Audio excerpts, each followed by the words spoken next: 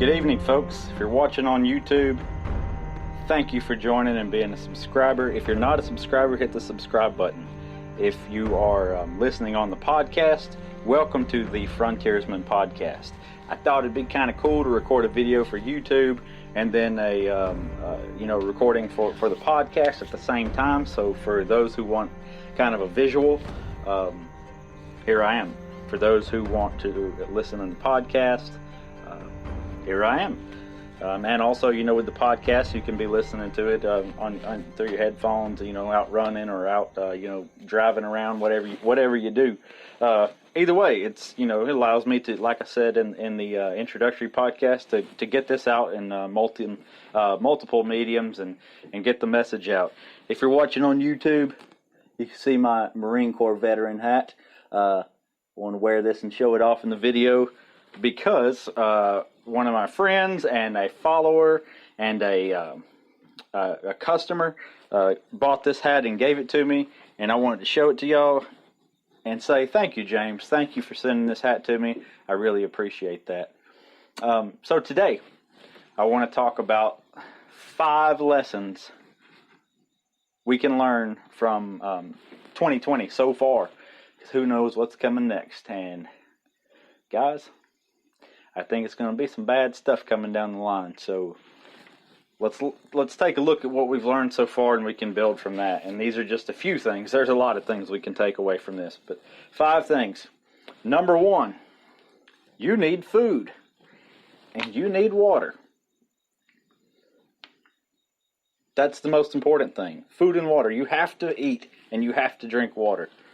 You can live a lot longer without food than you can without water. In the prepper community, and that's just something that kind of gets overlooked and kind of not really taken into account as much. But you need water, or you need a way to purify water, a lot of water. You can't live without it. So with all the shutdowns going on, with all these orders and lockdowns going on across the country. People complain about, there not being certain food items and such in the store. But guys, you can't blame other people for your situation. People went out and rushed the stores and bought up, certain foods, and there's supposedly shortages of things. But, we should have these things stored up. We should have food and water stored up ahead of time. You can't blame other people for running out and buying the stuff, and then you aren't able to get it. You should have had it. The hard times are gonna come.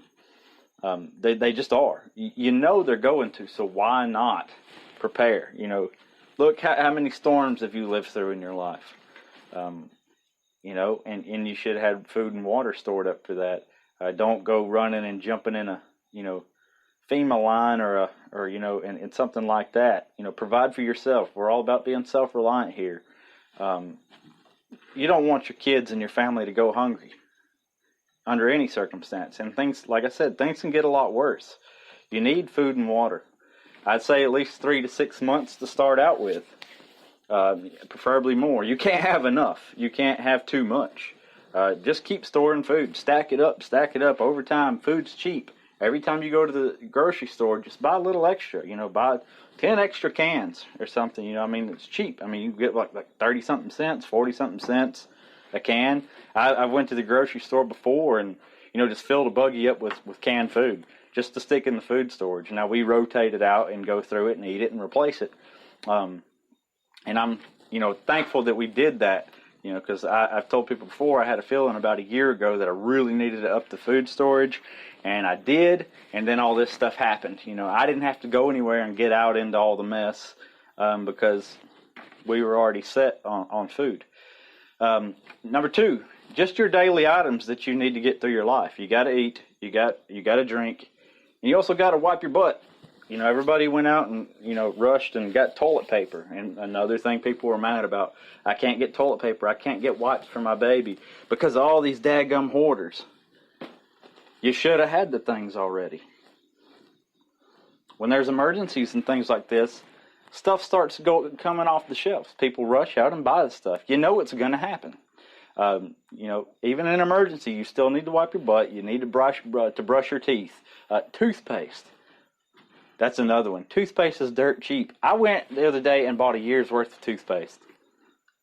I mean, it wasn't that, a few dollars. I mean, it wasn't much to buy a crap ton of toothpaste. You can go fill a buggy up. So, I mean, that's one thing I don't have to go to the store and buy. It's toothpaste. Number 3, with all these protests and violence going on, and looting and all the stuff that's been going on revolving around all the issues today, it's obvious, or it should be obvious to everybody right now, that you can't depend on government to be there for you when you need them. There are police departments that are standing down in certain areas and that are not responding to calls. Don't depend on them, because they're not going to be there for you when you really need them most.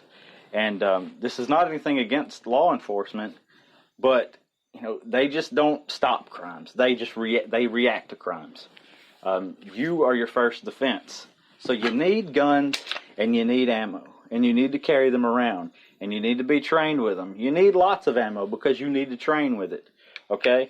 So get guns and get ammo. Don't go crazy and go out there and buy a bunch of guns. Buy yourself a pistol, carry it all the time. Have yourself a rifle or a shotgun for home defense, and train with those things. Get the few things that you need and train with them, because you have to be able to defend yourself and your own family. And a side note, while we're talking about that, seeing these people who are ending up in these in the middle of these protests, in the middle of all this violence, and their cars getting smashed up, and they're trying to get away, or there's been people that have run people over and then they're under fire for that. But don't get yourself and your family in the situation in the first place, and then you don't have to deal with the possible repercussions of whatever action you decide as necessary to take, or get yourself hurt. I would not bring my kids into the middle of that in the first place. Pay attention. We talked about that in the situational awareness video, that just pay attention to where you're at and what you're doing. Stay out of it. It's not worth it. I mean, don't go out looking for a fight. Number 4, money. You need an emergency fund. That was another thing that I was happy about and I was grateful for, that when all this stuff started, I got laid off. I was out of work for a few months. I didn't get unemployment because we had plenty of money saved up for a bad situation.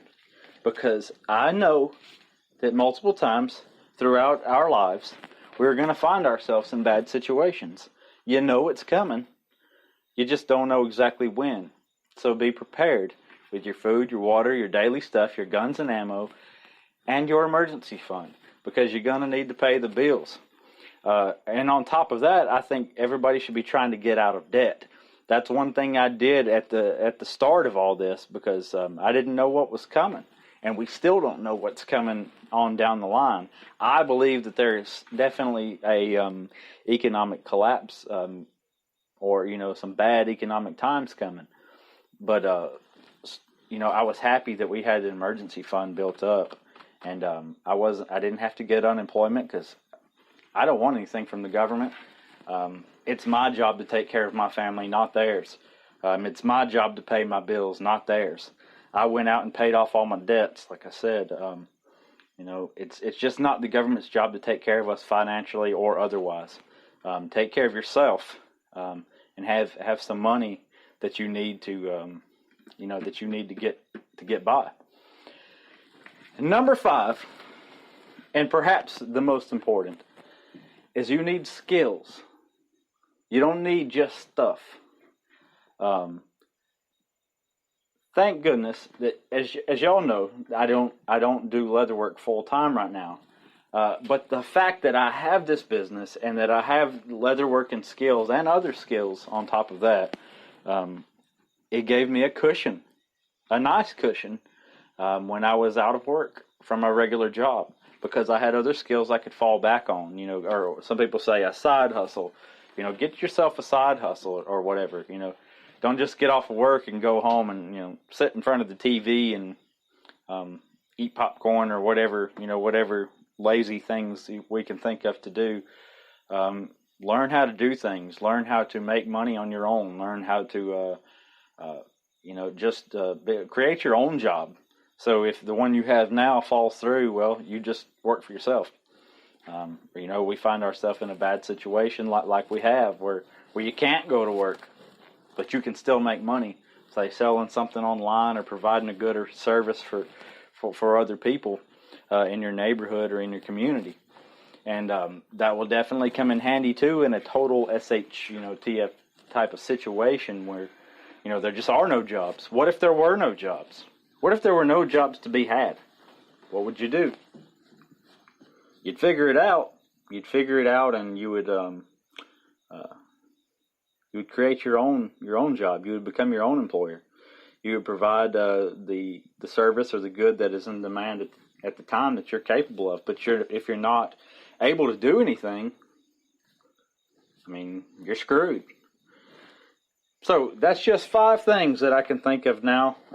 Get your food and water stored up because you're going to need it. The things that you need on a daily basis, stock that stuff up. Guns and ammo, defend yourself. Have yourself an emergency fund and obtain skills. The number 1, obtain skills. Nobody knows everything. There's always more that we can all learn. And I encourage everybody to constantly be improving and learning. So, if you're not into preparedness, I hope that this year has kind of got your butt in gear and made you realize that you need to be prepared. I'm not saying be some kind of crazy zombie apocalypse prepper. That's not what we're talking about. We're talking about practical stuff, just practically being prepared for emergencies and bad situations because they're going to come. They are. There's nothing you can do about it. So you might as well get ready for it.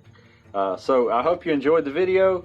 If you're listening on the podcast, I hope you enjoyed this episode.